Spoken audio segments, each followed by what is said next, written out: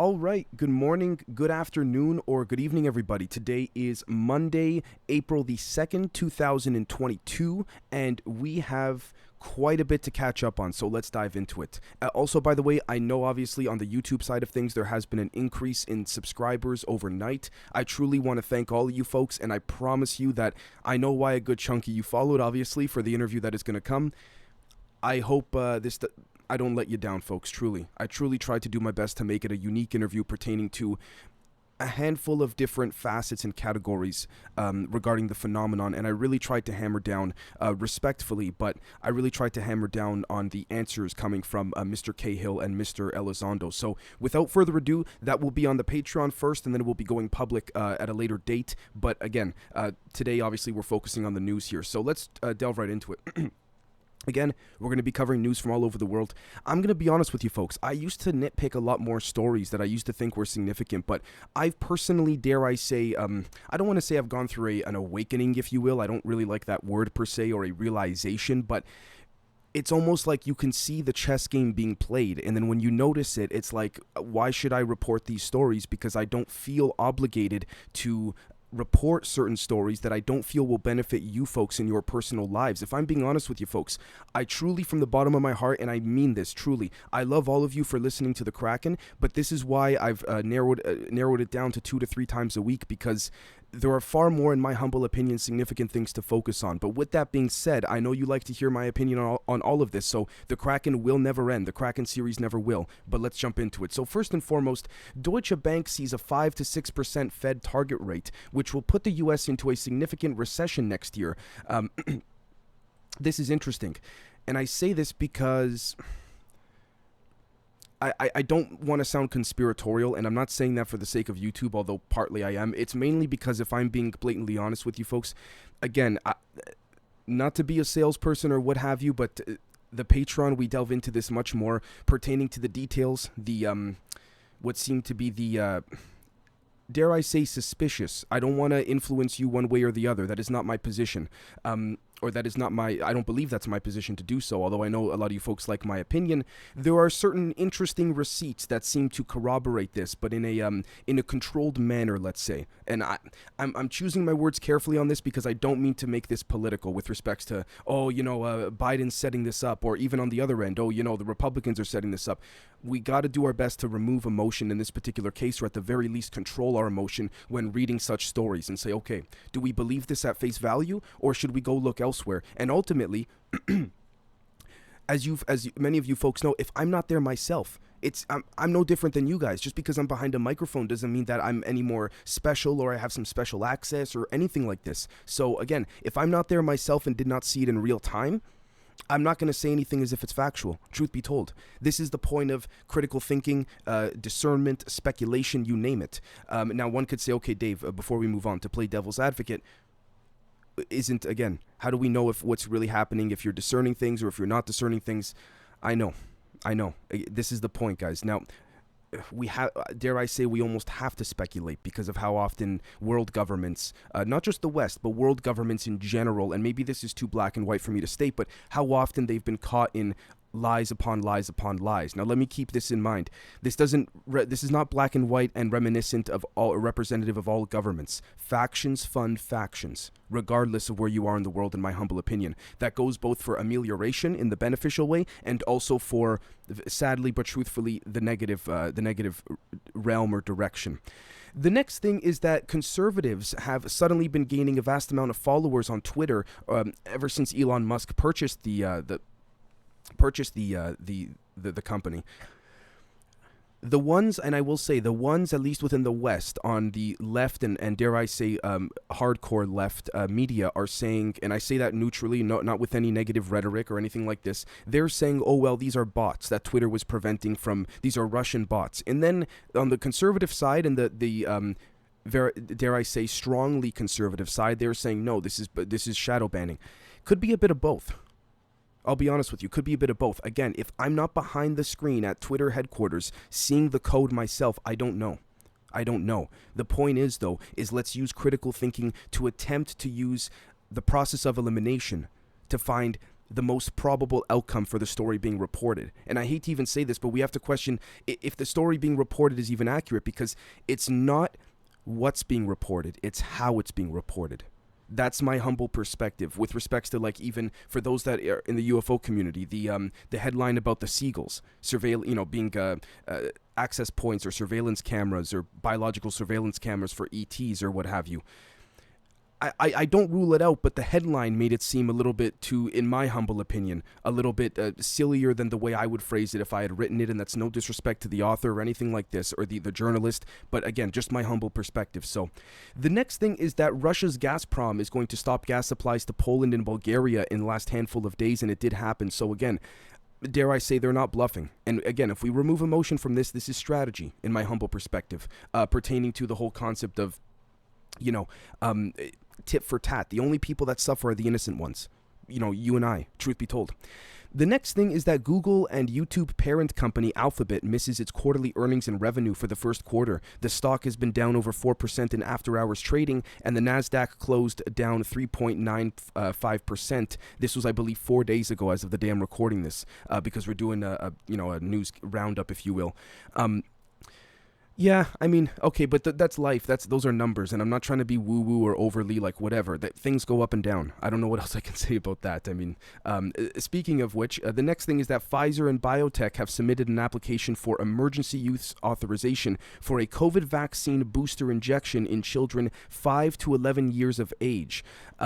Again, I don't comment on this because I've given my personal opinion on this many, many months ago. It is not for me to say. It is very, dare I say, circumstantial, contextual. I know you folks like to hear my opinion, but again, my fear in this regard is if I start going down that rabbit hole, it creates a pocket of confirmation bias that I've unintentionally created. So truth be told, I believe when it comes to these kind of things, I'm simply here to report it to you folks, and that's it. You make of that as you will, and I truly mean that in good faith. You choose which direction you want to take it. That's the whole point of critical thinking of oneself, in my humble opinion. The next thing is that there was a partial internet outage in some French cities after fiber optic cables were cut in the Paris region and in the east of France. An official confirmed to local media that it was a, quote, coordinated malicious attack and a particularly serious and very rare one at that, end quote. Okay.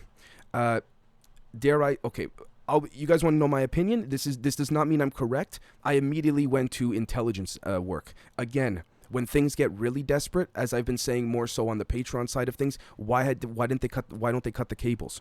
You want to really disrupt banking systems and all of this, cut the cables.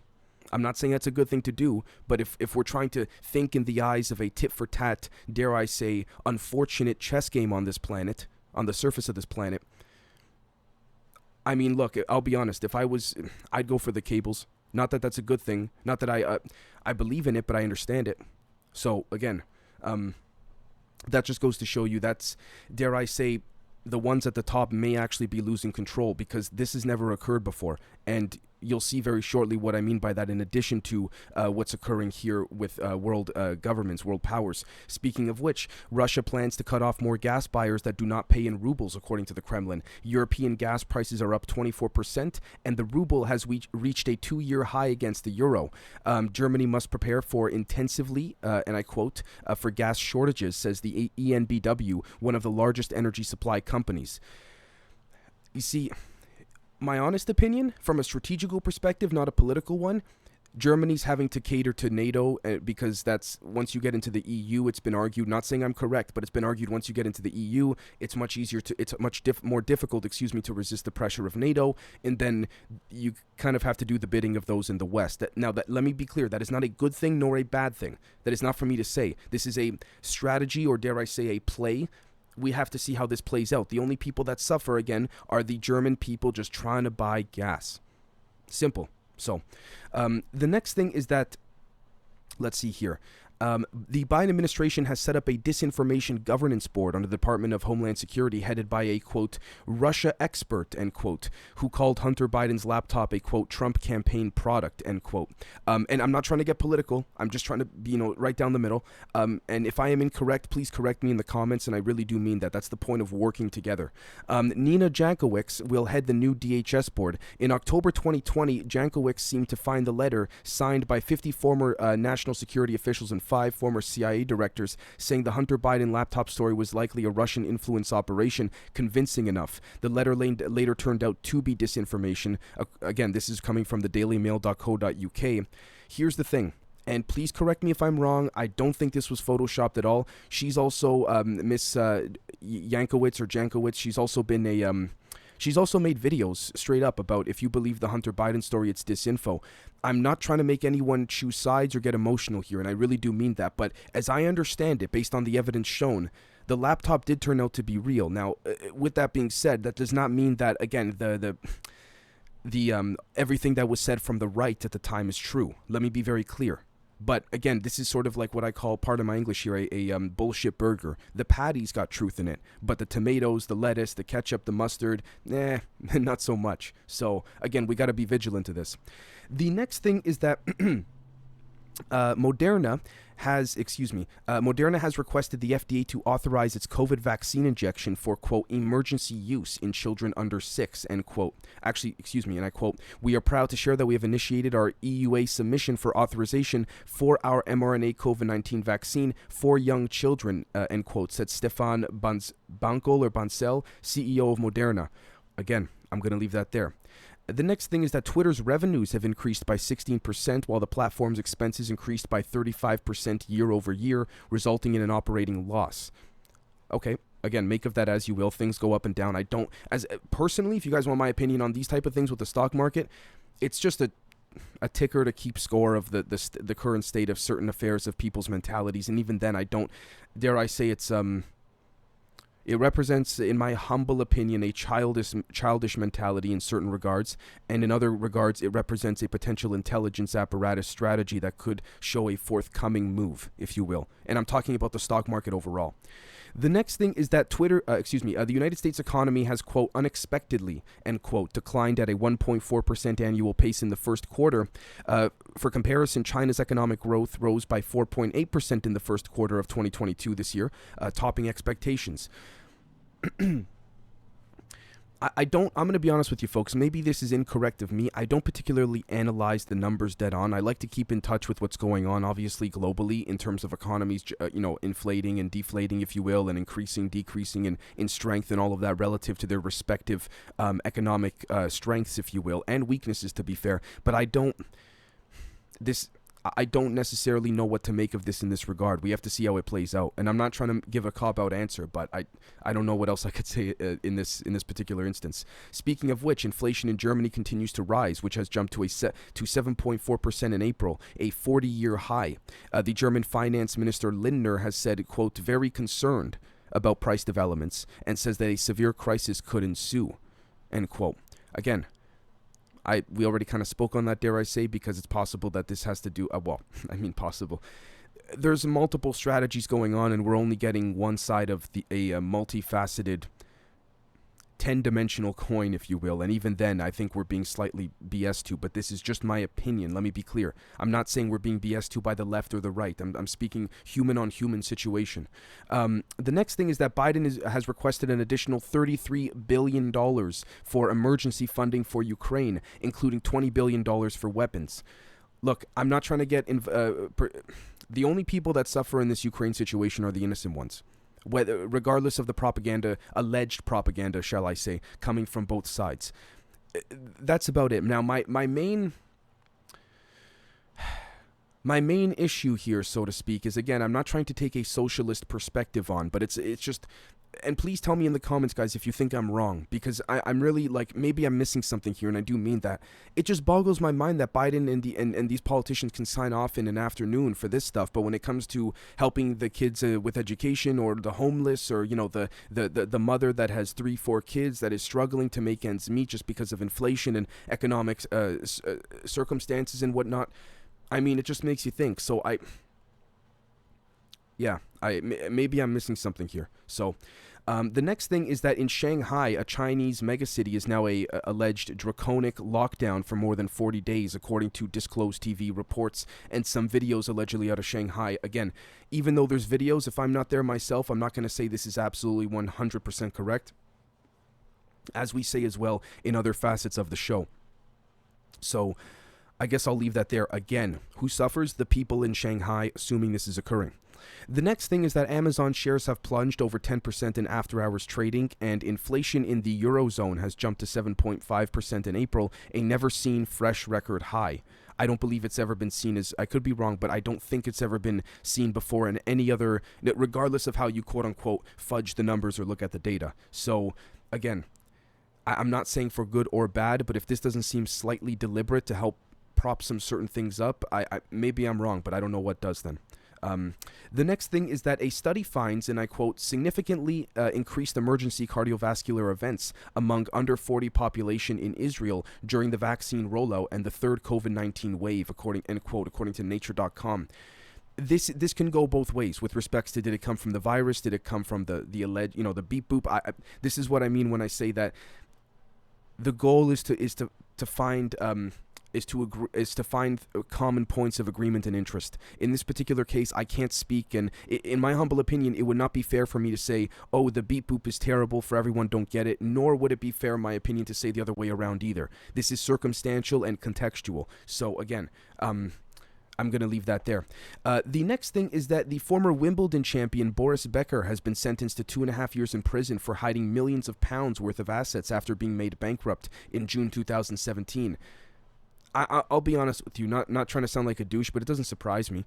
I mean, these rich people just don't want to pay taxes, and then some of them get caught, some of them don't. I don't know what else is there to say. Speaking of which, there was recently a tech meltdown on the Nasdaq, which was down 4%, and it was continuing to fall as of the time that was reported. Again, I think certain adjustments are being made at the top, or readjustments, if you will, and this is bigger than a lot of us think on the surface level of things, in a multitude of areas as well, by the way, to be very clear. The next thing is Geoff Morrell, Disney's top executive of corporate affairs, has been ousted after a series of public relations debacles. I'll leave that there. The next thing is that Trump has announced his endorsement for Mike Pence's brother, Congressman Greg Pence. I'll leave that there too. In either direction, I would say the same thing. I would leave that there as well. If this was a Democrat endorsing another if this was Biden endorsing Kamala's daughter or something, I would say the same thing. I'll leave that there. The next thing is that Adam Kinzinger, the Republican from Illinois, plans to introduce a joint resolution that would, quote, authorize the use of U.S. armed forces to defend Ukraine, end quote, should Russia use chemical, biological, and or nuclear weapons. This is still touchy for me, folks, in both directions, because for me it becomes who becomes the moral arbiter of deciding if this should be the case. And you may say, to play devil's advocate to that, Dave, well, we elected these individuals to make such decisions, and to that I would say fair. So I don't, but then at the same time, I'm also not an advocate for violence. But see, this is the thing, guys. Unless we can get a full grasp of what's happening on the intelligence level within those secret communications, I don't want to make a public statement on these things. This is the thing, if I'm being straight with you. Yeah, I could be wrong, but the next thing is that an expert report commissioned by the Bundestag sees training of Ukrainian soldiers by U.S. military on German soil as participation in the war. Okay, I'm going to leave that there, because I'm going to have to look into that more, and I really do mean that. I apologize ahead of time. I should have, as I was assembling my notes, I should have delved into that. I need more context for me to give it my personal opinion. So speaking of which, the next thing is that Israeli Prime Minister Bennett has condemned Russian Foreign Minister Lavrov's remarks that, quote, Hitler had Jewish blood with utmost severity. End quote. Bennett says, and I quote, I view with utmost severity the Russian foreign minister's statement. His words are untrue and their intentions are wrong. The goal of such lies is to accuse the Jews themselves of the most awful crimes in history which were perpetrated against them, end quote. Israel has summoned Russia's ambassador over Lavrov's remarks. I never thought I would ever see that make the news, that a situation like this. And I'm not trying to say that with respects to any type of political affiliation. I'm just saying it from a neutral perspective. I mean, whoa. Unless this is still a stage, so to speak, or a quote-unquote stage, it's possible things at the top may be changing. Now, to play devil's advocate for the better, maybe. And what I mean by this is that I'm not trying to imply, let me be clear, that because, there's attacks against Israel or anything like this, that this is a good thing, nor a bad thing. I say what I mean by this here is I'm speaking of the regimes of these governments, not the people. I have many friends who live in Israel. I have many friends who live in all over the place, really. A couple in Iraq. I mean, some of the nicest people you'll ever meet. There's a difference between the regime of those nations and the people of those nations. So, you know, the next thing is that the volume of natural gas supplies by Russia's Gazprom to China since the beginning of 2022 has increased by 60% compared to the same period in 2021. Speaking of which, Russia's Gazprom has not booked any capacity via the Yamal pipeline for Q3, Reuters reports citing Interfax. Speaking of which, yeah, and in addition to that, using Moscow's Rubles conversion scheme to pay for natural gas would breach European Union sanctions, says Kadri Simpson, the bloc's energy policy chief. You know, wow. Again, what I mean, if we take emotion out of it, this is the chess game, folks. You know, Russia's going to play nice with China for a little bit because, you know, the end, dare I say, I'm not saying this is what is occurring, this is what could be, to speculate, because if I'm not in the room, I will not state it as fact, ever, but it could be, you know, the enemy of my enemy is my friend, and, you know, there's a paradigm change, or a potential paradigm change, if you will. So make of that as you will. And we see here Russia's Gazprom not booking any capacity via the Yamal pipeline for Q3 clearly shows that they mean business and they're not just bluffing, at least on Russia's side of things. And again, using Moscow's Rubles conversion scheme to pay for natural gas would breach the EU sanctions, says Kadri Simpson, the bloc's energy policy chief. Again, I think things are getting serious here. Now, I could be wrong. This could be, again, one big stage. And I'm very happy and adamant to state that I am wrong.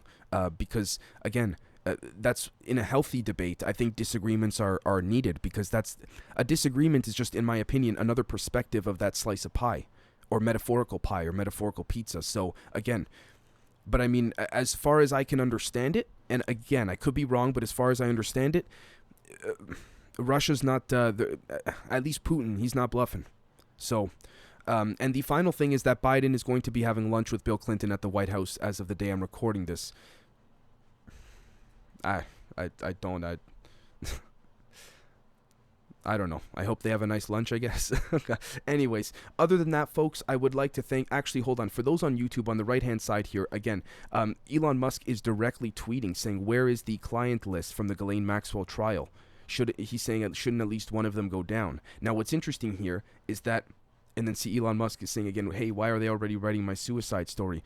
A lot of people think Elon Musk is this is just a stage to create more division, and to think, you know, we got a big tech guy on our side. Other people think that this is legitimate. So, yeah, make of that as you will. It is not for me to say. It can go in either direction, and I truly understand and agree with the perspectives of a multifaceted view. So, again, without further ado, thank you so very much, folks, and we'll catch you all very, very soon. Cheers.